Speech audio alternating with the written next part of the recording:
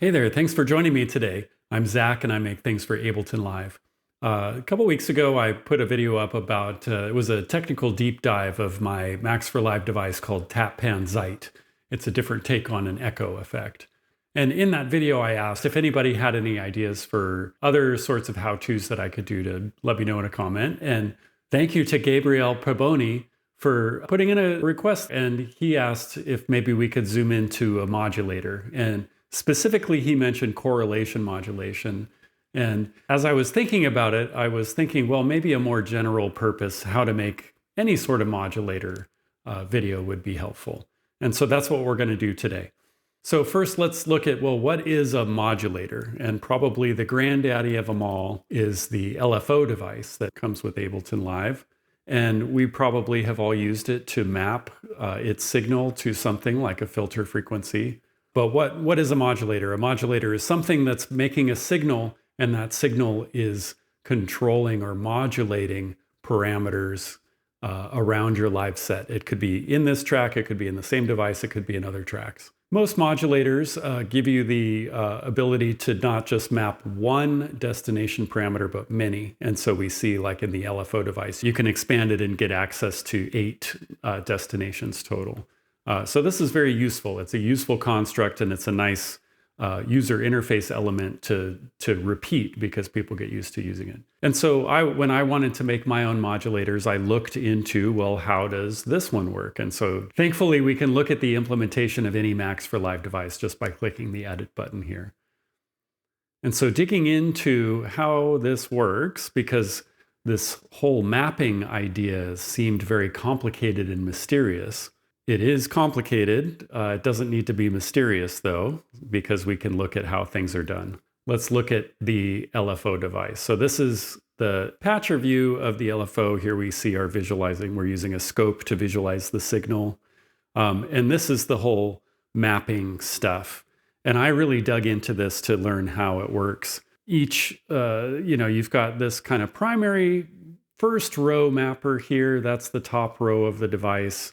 And then you've got the next 7 rows inside of a B patcher. Well, let's look at that. What's super cool is somebody with a very deep understanding of the Live API has gone in and figured out this is the top layer of mapping one parameter. We're using like live.remote subpatchers in it, live.observers and live.objects, remote mode or modulate mode. This is actually identifying, clicking on the parameter that you want to map, observing this live set view selected. So somebody had to go through and learn the Live API deeply, and this probably took a really long time to create. And so thankfully, we don't all have to go learn that stuff. We can just reuse these objects. And so in my first modulator, I just copied all this stuff out of the LFO. But then I saw an opportunity to further simplify this, because there's really not a reason to split this top one out from the bottom 7. This just makes more spaghetti. More things to get wrong. There's a strict Z order, kind of the depth ordering of things that you have to get right, where this is the second to the top and this is the top. It's fraught with peril. And so in looking at this, so this is just a little preface for building a device. I'm showing you this so that you can appreciate how easy it is. So I created this thing called zs.mapper. And what is it? Well, we'll go to the project page here on GitHub. We see a picture of how to use it. It's one box that you connect with a signal compared to what we were just looking at. So there's a lot less that you have to get right with this and a lot fewer ways to shoot yourself in the foot. So before we get started making our device, let's download the zs.mapper and put it somewhere in Max where we can now use it from every project that we do. So in the video description, I've linked to the releases page, which is this link here in the right. These releases are organized newest first, and all you need to do is download the first zip file that you see. So in this case, zs.mapper.zip. That'll download to my downloads folder. And now I'm going to go to the Finder, and here's my downloads folder here with zs.mapper.zip saved. In this window, I have my home directory /documents, Max 8 library. And so if you put different folders in here, this lets you build a library of objects that you want to reuse in your devices. And zs.mapper may be one of them. So Back in the downloads folder, let's just double click that to extract it. That created this folder called zs.mapper that has these subfolders, the most important of which is under patchers called zs.mapper, but there's other things like icons that are used in the mapping and stuff like that. This folder structure is important in shared components if you want to use them in Macs. So we're in the downloads directory, and I'm just going to drag my zs.mapper folder into the Macs library folder over here. Okay. And then I'll just delete the zip file because we don't need that anymore. Okay, so back to Macs here. zs.mapper will replace this bit of spaghetti. And this bit of spaghetti is the mapping, and we're feeding a signal to the mapping. And so you can imagine the signal, let's say this wave that we're looking at, coming in, and what the mapping does is converts the ever-changing values of that signal into instructions to set the values of parameters. And so, we saw it modulating the filter frequency over here. And so there's the mapping part of a modulator device, and there's usually a visualization part, which typically will use I just hit Command I. For the visualization, normally it'll be a live.scope object, which also gets fed a signal. The rest of the device is really just putting together that modulation signal. And what are we doing? Are we listening to its audio inputs and doing something? Are we getting other input from the user, like through dials? Are we making network requests and getting information about the weather? Could be any of those things. And that can all get distilled into a signal, who then is used to modulate parameters in devices. Okay, so we're going to close the LFO. And let's maybe look at one or two other modulators just really quick. So let's look at correlation modulation. That's what Gabrielle originally suggested. So let's crack it open. Correlation modulation, this is the presentation view. We'll go into patching view. What do we have? We have a mapper who's being fed by a signal. And that signal is this -- output signal. And who's generating that? Oh, okay. So it's this mumbo jumbo originating from the plug in, plug out. So this is something that's listening to the audio coming in, doing some cool stuff with it, trigonometry to do the correlation calculation. I don't understand this, but I found the math somewhere else and made a Macs thing with it. We're doing some other stuff, and then that creates this output signal that's used in the mapper, and then that's used in visualization. So we want to visualize the signal in a live.scope. Okay, so signal generation, feeding a mapper, feeding a scope. Let's look at one more quick. Let's look at modulation delay. Modulation delay uses a knob as its input and lets you create echoes in modulation. So give it a little spike of input and we see these echoes coming out. We'll look inside of modulation delay. Here we are in presentation view. We'll go to patcher view. So what do we have? We have a mapper fed by a signal. And that signal, in this case, originates from some knobs whose values get translated into signals by this guy here. And we also have some visualizations. We've got some scopes. Okay, so again, mapper, signal, scope. So I think we're ready to make our own modulation device here. So I'm going to delete modulation delay. Over in the browser, I'm going to go to Max for Live, Max Audio Effect, drop that here. And so let's open it up for editing and let's get started. So I'm going to select the plug in and plug out because we need to keep those, but I don't want to keep all this junk here. So get rid of the junk, put this back. We don't want this to modify the sound, but we may want to tap into the sound here. And we need to do a little tiny bit of housekeeping. So I'm going to hit Command I for inspector. And I need to click the diamond P to show me my patcher settings. And if I scroll to the bottom, I can open in presentation. That's important. We have two views. We've got our patcher view and our presentation view. Patcher view is a developer-focused view that helps us make sense of our devices and objects. Presentation view is the UI layout of the device. So things can move in between the two. And then we also want to scroll up and choose snap to pixel just to avoid any fractional pixels.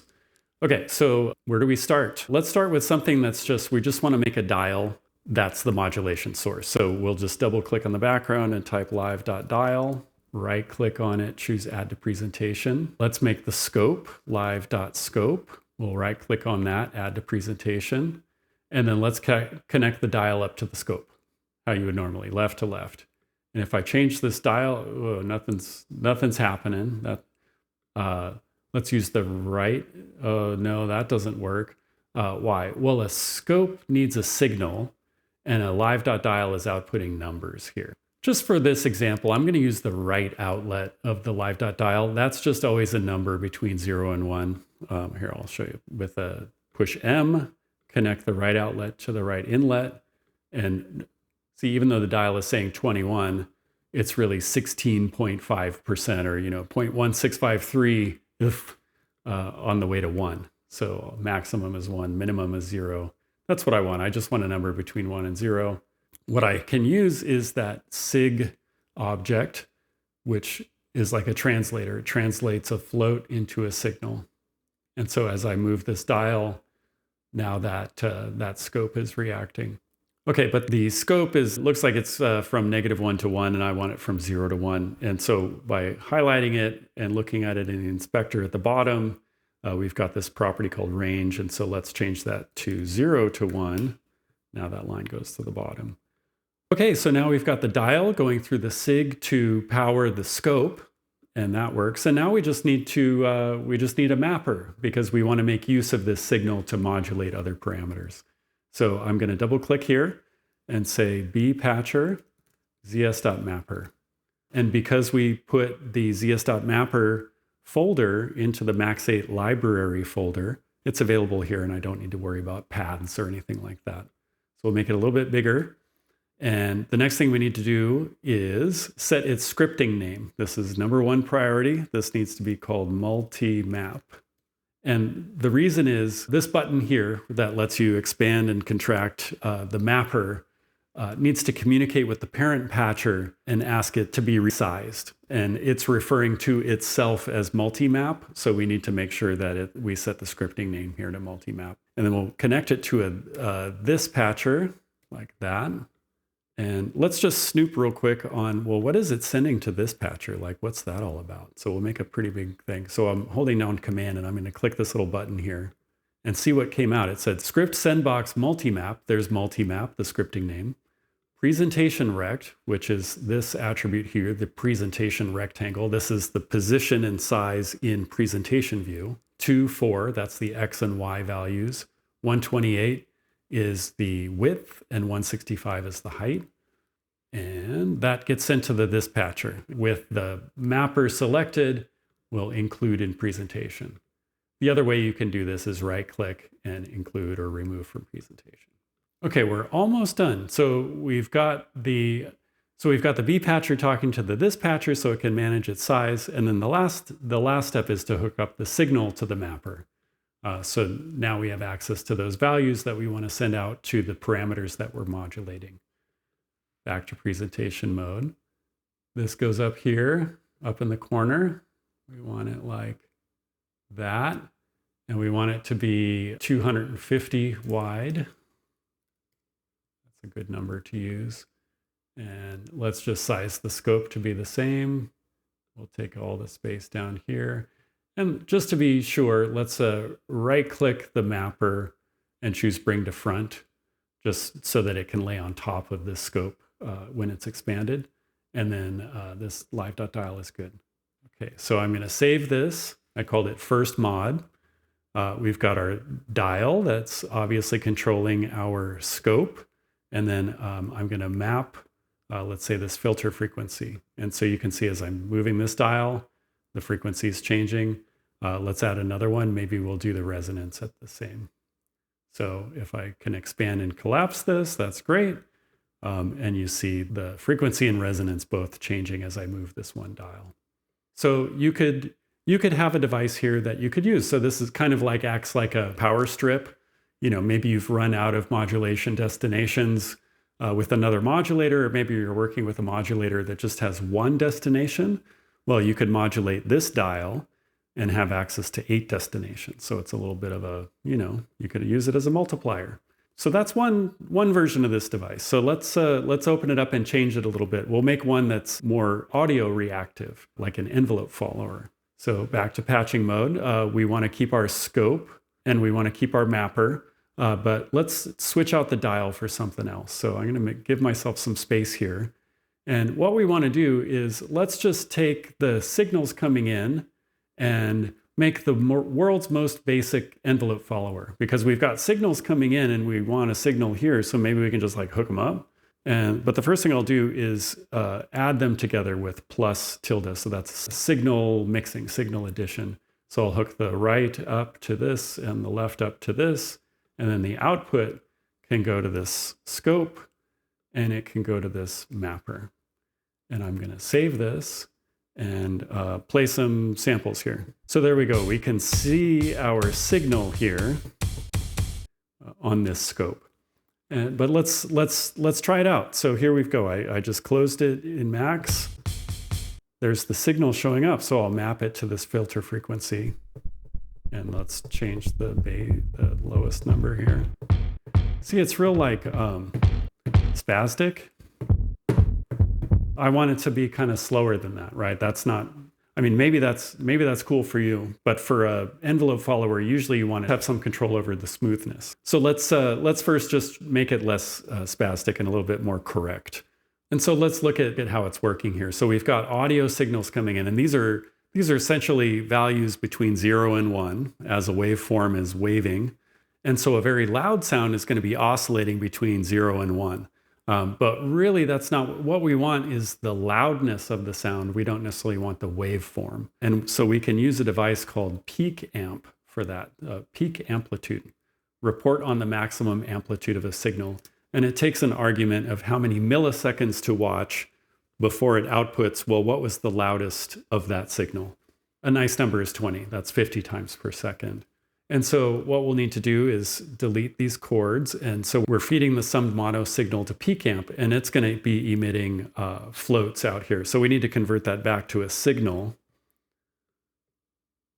And then we can give it to our scope, and we can give it to our mapper. And so I'll save that.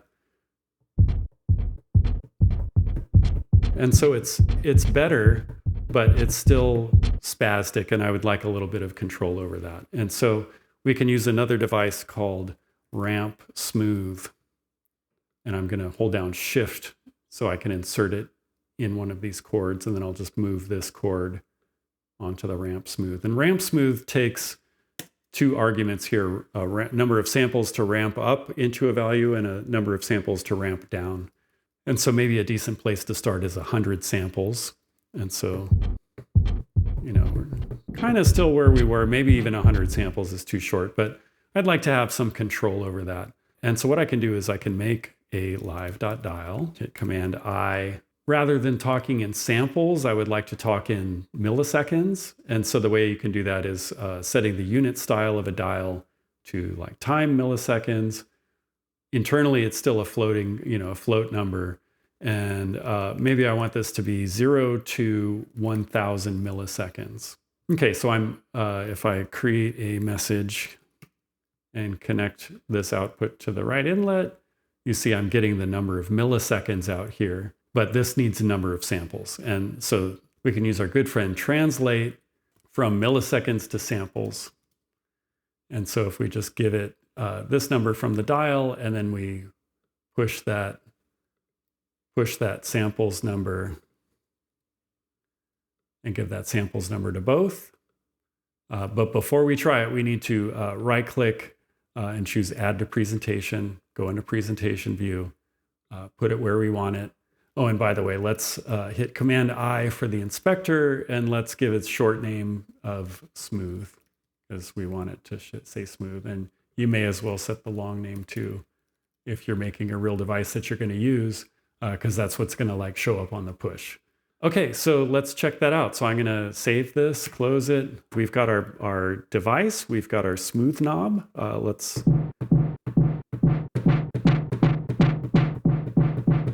kind of cool. Okay, well, thanks for joining me today. Maybe now you can go out and make your modulator of your dreams, knowing that the kind of messy, challenging part is taken care of for you with the zs.mapper. So let me know what you come up with here. Let me know other ideas you've got. What else would you like to, what else can I share about making Macs for Live devices, or if there's a specific device of mine that you'd like to do a deep dive on, let me know in the comments and I'm happy to dig into that. And I'll also put a link in the description to a page on my site where you can download any of dozens of devices that I've got there that you can just download and use in your music. So let me know how you use it, and I'll see you next time. Happy modulator making. Bye.